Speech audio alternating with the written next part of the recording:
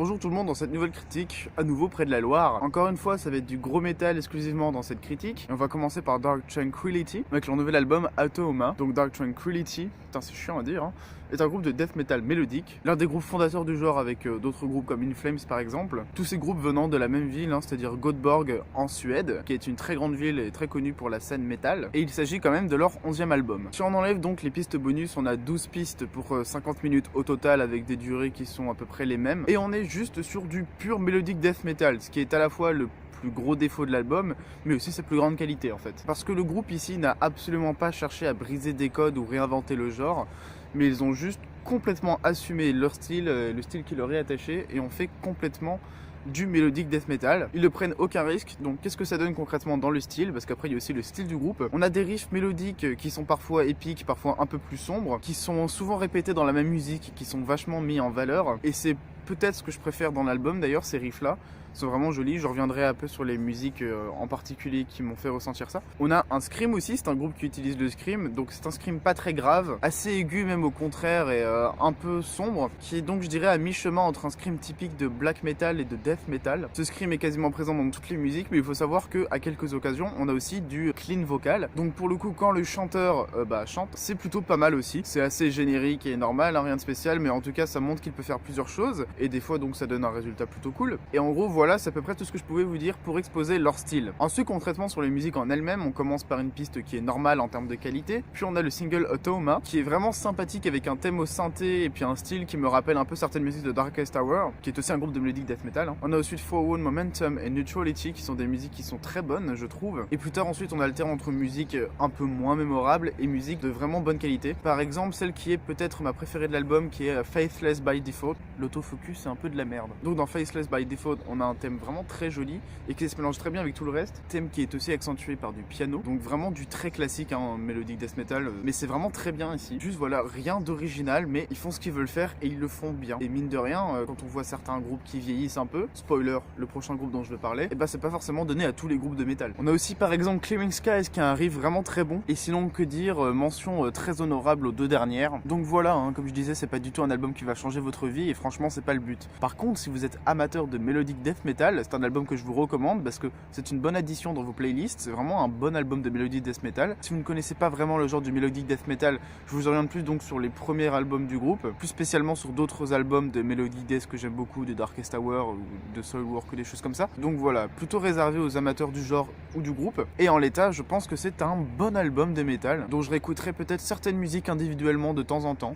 C'est sympa. Heureux tout le monde, dans un contexte complètement différent parce que je pense ne pas être au bord de la Loire. Et maintenant nous allons passer à l'album de Hammerfall, Built to Last. Hammerfall est un groupe surtout de power metal, hein, bien épique, mais aussi un peu de métal traditionnel depuis maintenant longtemps. C'est un groupe plutôt connu qui fait maintenant des classiques comme Hearts on Fire ou Any Means Necessary. Si vous vous intéressez un peu au power metal, vous connaissez forcément ces musiques qui sont complètement épiques. Bref, ça c'était des musiques de power metal comme on aime, qui nous donnent bien envie de mettre notre musique en jeu pour notre roi, et je dis de la merde. Maintenant, malgré cela, je n'ai jamais été fan des albums d'Hammerfall, parce qu'à chaque fois sur une dizaine de chansons, ou un petit peu plus, des fois une douzaine, enfin bref, t'en as une vraiment bien, souvent, donc le single principal, donc par exemple Hearts on Fire ou Any Means Necessary, et le reste est juste normal, et dans le même style, et le problème c'est qu'une musique de power metal de qualité, lambda, normal, avec ça étalé sur 50 minutes, des fois ça rend la chose assez lourde en fait. Surenchérir de l'epicness comme ça qui n'a rien de spécial, ça peut être un peu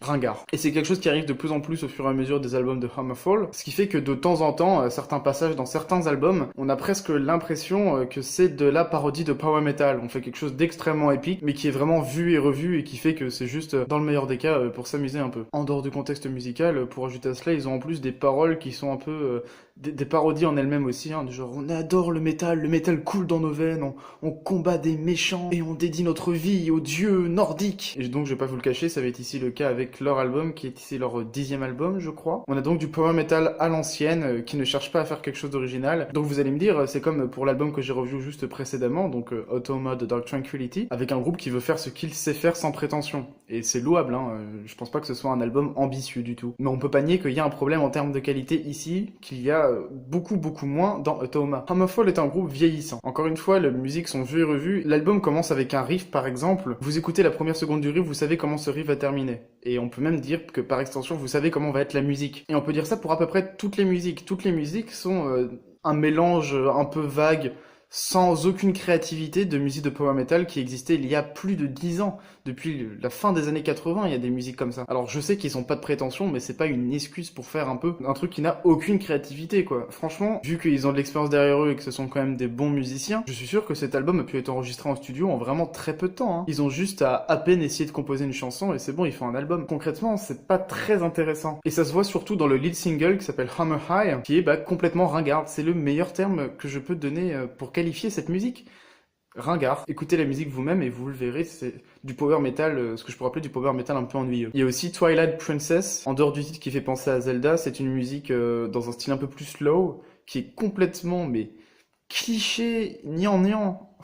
Donc voilà, écouter cet album, c'est comme lire un vieux bouquin de Heroic Fantasy qui aurait mal vieilli. Vous savez, dans les vieux bouquins de fantasy, il y avait le Seigneur des Anneaux, mais il y avait aussi plein de bouquins chiants et clichés qui ont suivi après, avec une quête inintéressante. Alors puisqu'on est dans l'héroïque, je pense que c'est une bonne comparaison. C'est un bouquin ultra prévisible de Heroic Fantasy. Et pourquoi je dis que c'est un groupe vieillissant? Parce qu'en plus, il n'y a pas un single d'une très bonne qualité pour supporter l'album. Parce que autant avant, comme je l'ai dit, j'ai jamais été fan de leurs albums, mais il y avait au moins quelques musiques, surtout un single, qui permettait de supporter l'album et d'au moins réécouter quelques musiques individuellement qui étaient vraiment très très bien. Et ici on a qu'une musique qui est bien, mais pas extrêmement bien non plus. Et du coup quand on prend ça en compte, et ça fait que la qualité moyenne des musiques baisse à chaque album de Hammerfall. Donc Hammerfall c'est triste, mais c'est un groupe qui est de moins en moins relevant, qui a de moins en moins d'importance aujourd'hui. Et du coup ce que produit aujourd'hui le groupe, c'est juste une parodie cliché un peu de power metal. Tout cela est ma foi un peu triste. C'est un peu les restes usagés d'un bon genre de métal, alors qu'aujourd'hui, en power metal,